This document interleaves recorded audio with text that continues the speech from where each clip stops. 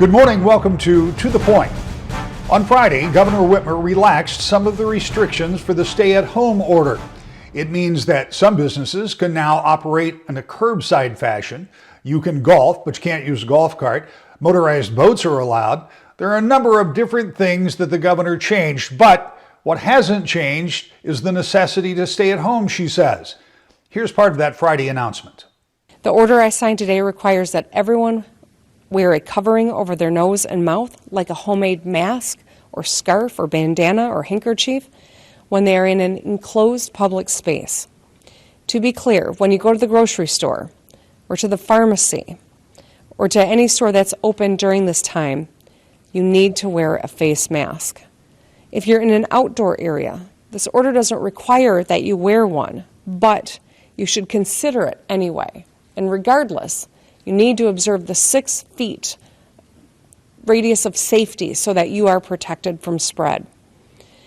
Masks worn in the public, masks worn by the general public, should be cloth, non-medical grade masks. We need to save those medical grade masks for our first responders, people on the front line. Under the order, no one will be subject to criminal penalty for going without a mask, but a face covering is crucial to protecting the public and our critical employees. And for now, N95 masks need to be reserved for those on the front lines.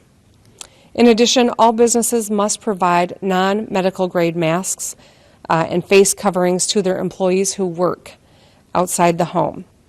We need to protect our workers. While this order is extended to May 15th, I am lifting some of the restrictions. The new executive order will now allow some workers who perform lower risk activities to go back on the job. We will consider this the preliminary stage of economic re-engagement. We will measure, we will collect data, we will continue to ramp up our testing and our tracing, and we will make informed decisions in the coming days about potential further economic re-engagement. But it depends on you.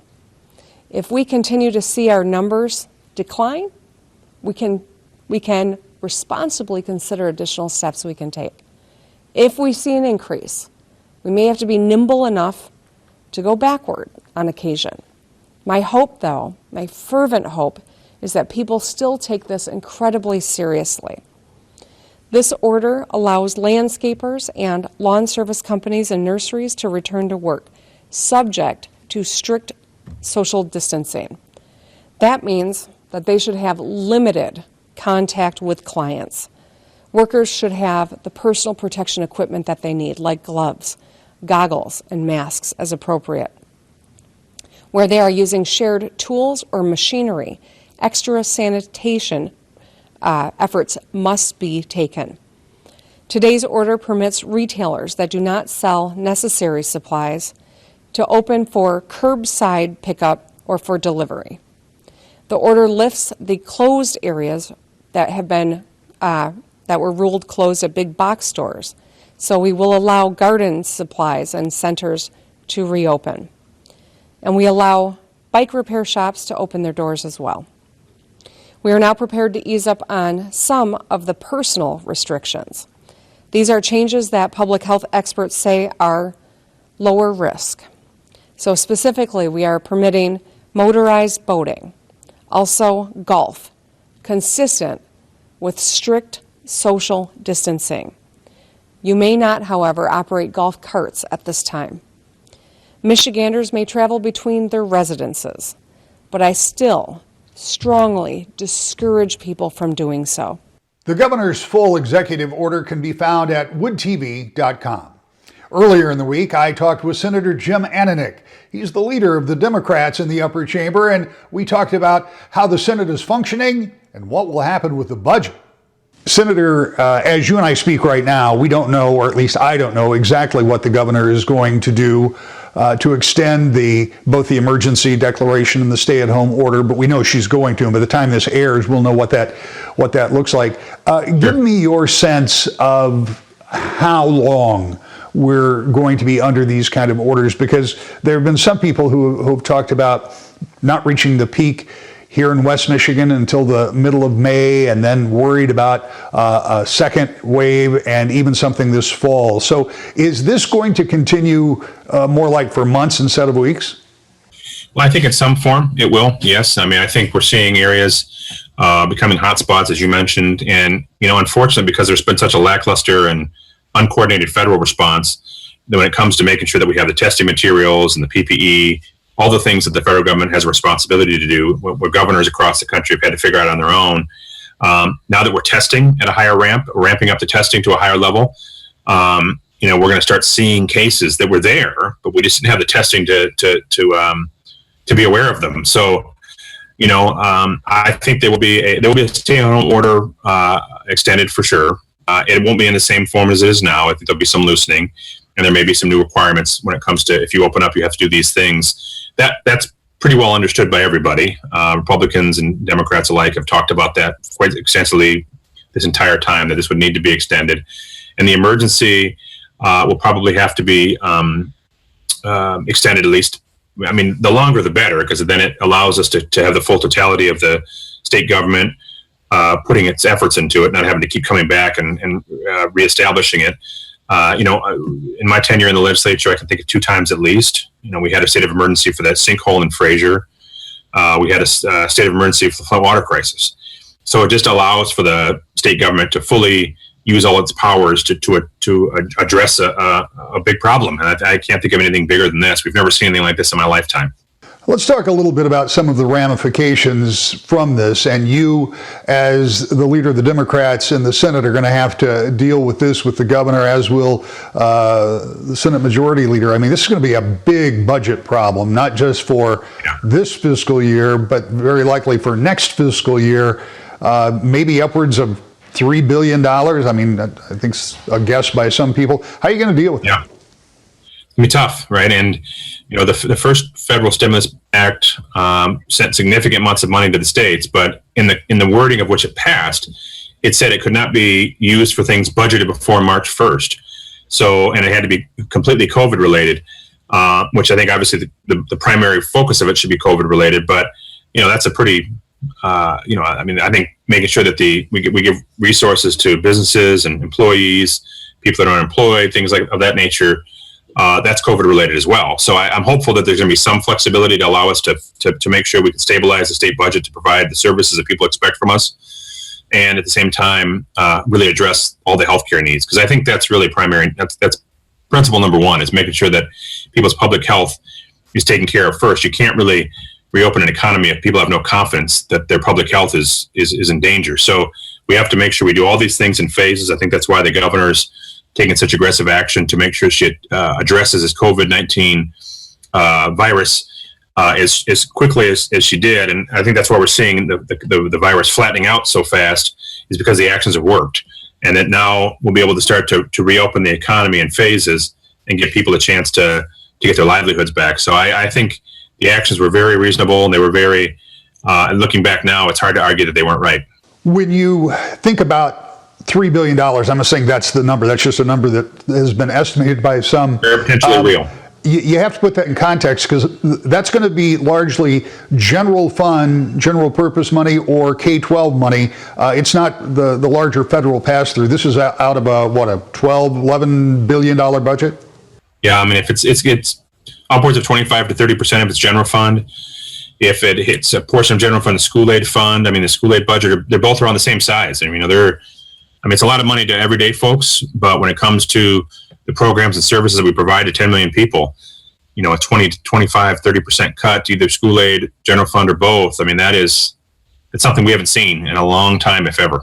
You mentioned the Flint water crisis. Obviously, for people who have watched this show, they know you're from Flint, that you were directly impacted by that. And we're coming up to not an anniversary to celebrate, but kind of the anniversary of that dread decision to switch over to the water from the Flint River. Give me an estimate of where you think you are in trying to recover and get replacement lines and all of the things that have been tried in Flint. Yeah, so I mean, we're just coming, just at the 6-year mark of when the water switch happened. And then obviously a lot of events have happened since then. Resources have been made available for the city to replace the service lines, so the lines from the house to the street, primarily, and then some upgrades to the plants. The lines to the street, that process is nearing completion. It should be, depending on what happens with this COVID, as far as operations, or if they're allowed to do those programs, which I think they will be. We should be able to finish it by summertime, and that means all the service lines will be replaced, and then upgrades to the plant and some other programs that should have happened before under the previous mayor and governor are now will be happening under this new mayor. So I feel that a number of progress towards the physical infrastructure are moving along at the right pace. But obviously there's still a trust issue. I mean, folks still, in large part, still don't, in some way, shape, or form, don't trust their water. Some folks are still not even bathing or using it other than the toilet. And there's some other folks that are using it in different degrees just because they were lied to. So we still have a long ways to go to get people to feel comfortable and to trust the water and to make sure we have accurate information so that we can trust it. The fight against the coronavirus is not just a state issue. At the federal level, members of Congress have been working to get more money distributed more quickly. When we come back, we'll talk with Congressman Fred Upton. To the Point. Welcome back to the Point. In Washington, members of Congress have been working on a number of spending bills that will help small businesses and hospitals and even the states as we continue to fight not just the health issues, but the economic issues surrounding the coronavirus.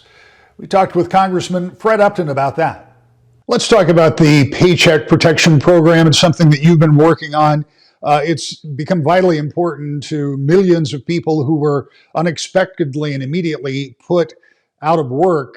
So tell me the kind of resources that you and your colleagues have put in place for that. Well, this was a really amazing success story. As part of the CARES Act that we passed at the very end of March, we had $350 billion just for small businesses, just for their employees. And it's being administered by the local lenders, the community bank, the credit union, the small banks, et cetera, across the country. And 2 months later, if that employer could verify that the money was used for the employees, for salaries, health benefits, that type of thing, not stock buybacks, the money would go from a loan to a grant. It was so successful that after literally 10 days, the $350 billion was gone. There wasn't anything left. So the president, rightfully so, said, let's put more money into it. It was a bipartisan vote. Only 5 people voted against it yesterday. Another $250 billion for the program, and another $60 billion on top of that just for small lenders. Those banks or credit unions that are capitalized under $5 or $10 billion have an extra shot at that money, just in case the big guys, the Bank of America, the JP Morgans, had such a queue that maybe they took it all. We wanted to make sure that it was going to be protected for rural areas as well. But I'll tell you, the lenders or the small businesses that missed out on the first round, maybe the application was a little bit late or they didn't have the right signature, they were desperate. A number of them were going to file for bankruptcy. This is a lifeline, a godsend that we've heard from small businesses all across the country in terms of the individual stories that they told us and their ability then to keep the employees there so that when we do get the vaccine, when we do emerge from this, they're going to have a place that they still can go to work.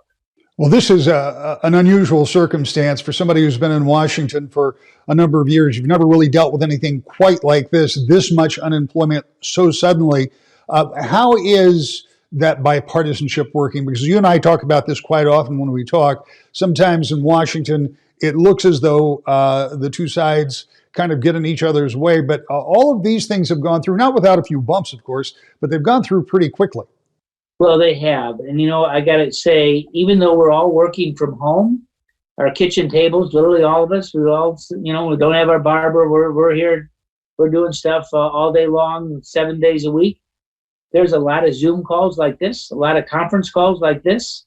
Already today, I've talked to a good number of Democrats, communicated with the governor beginning at 6 o'clock this morning on her order that she changed a little bit, that she gave this morning. So in divided government, if we're going to get through this, if you're not working together, nothing's going to happen. And that's the last thing that we need right now. We got to be working together on just so many different things. The workers, the testing, working on a vaccine. We're our staffs and us, I mean, the members, we are all working from someplace, our kitchen, Washington, back here in Michigan, to try and get things done. It's a pretty hectic schedule, but we've seen some successes. But even more important, that vote that we had earlier this week on the PPP, on the restoring the funding, only 5 people voted against it. That's pretty good. That's pretty telling in terms of where we needed to go.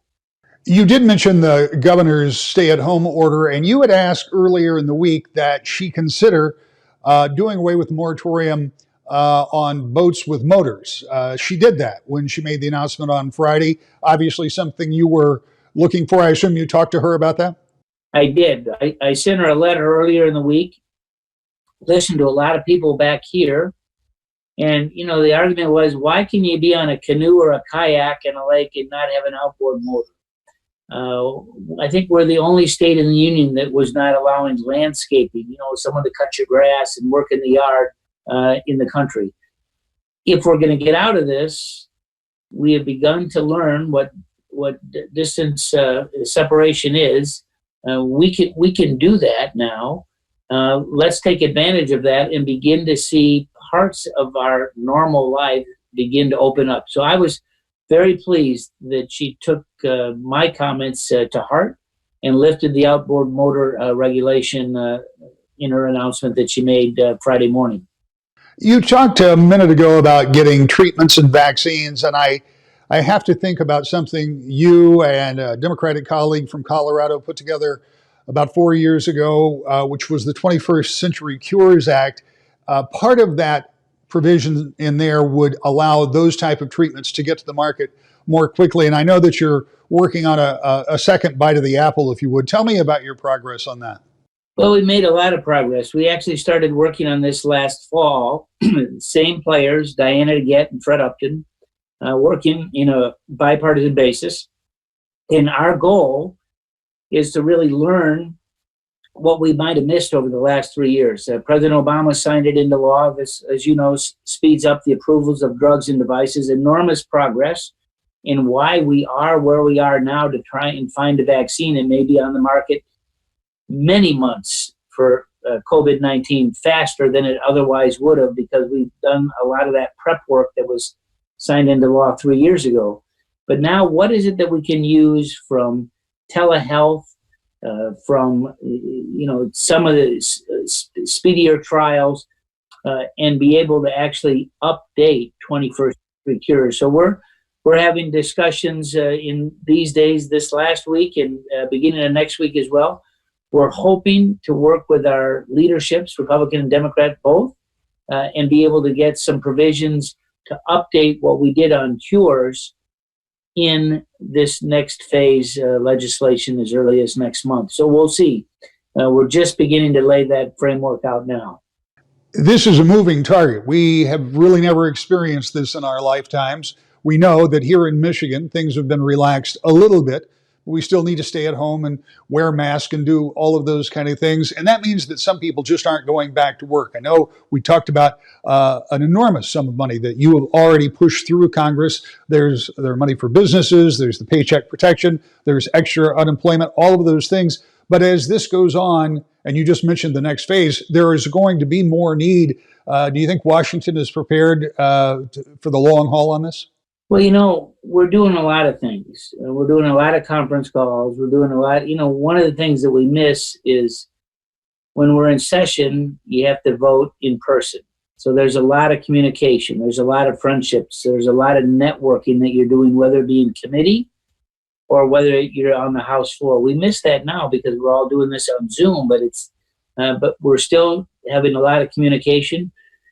What I think is going to happen before we come back into session, which may be a couple of weeks, is we'll see what we've done and how it's working. Is the social distancing working across the country or just in some regions? What is the food supply? What is that like?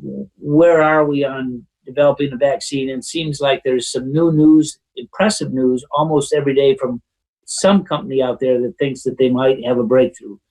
Where are we on the plasma and platelets from taking it from someone who's been infected to someone and recovered to someone that's actually ill today? We're seeing some progress there as well, even here in West Michigan, which is pretty exciting to see. So I think we're going to have to just take a breath, see where we are. What does this next PPP funding do for small businesses? Is there another mad rush? Are we out of money as early as next week? Is there a long queue from a number of small businesses that also want to get back in? Where is that pressure going to come from? We're going to need to listen to our governors and our local officials as to the impact on them. You know, the economy has been, let's say, flat to say the least. So no revenues are collected on sales taxes. And most states like ours delayed the tax filing deadline until July, so that's not revenue coming in. Most states have a balanced budget like ours. How is it that we're beginning to open things up? Some good news, you know, with our marinas and some things this week. Where are we on home building? You know, small details of folks working outdoors on houses, or where are we on with realtors to be able to show house? I mean, there's a lot of little steps that I think that we can begin to take to begin to see that big picture emerge again, where life gets something back to normal like we had before, and get out of this, you know, this stay-at-home order that's pretty intense for all of us. When we come back, a final thought to the point. With the governor's executive order on Friday about staying at home, some of the restrictions that we have all been feeling over the past few weeks have been lifted. Not all of them. The governor still wants us to stay at home. And when we go out, she wants us to wear a face mask. But if you want to go golfing, or if you want to take your motorboat in area waterways, you can do that now. Some businesses can open up with curbside service, and landscapers and gardeners can get back in the lawn. It's not back to normal, but it's not as restrictive as it was just 1 week ago. We'll be back to talk about it next week. To the point.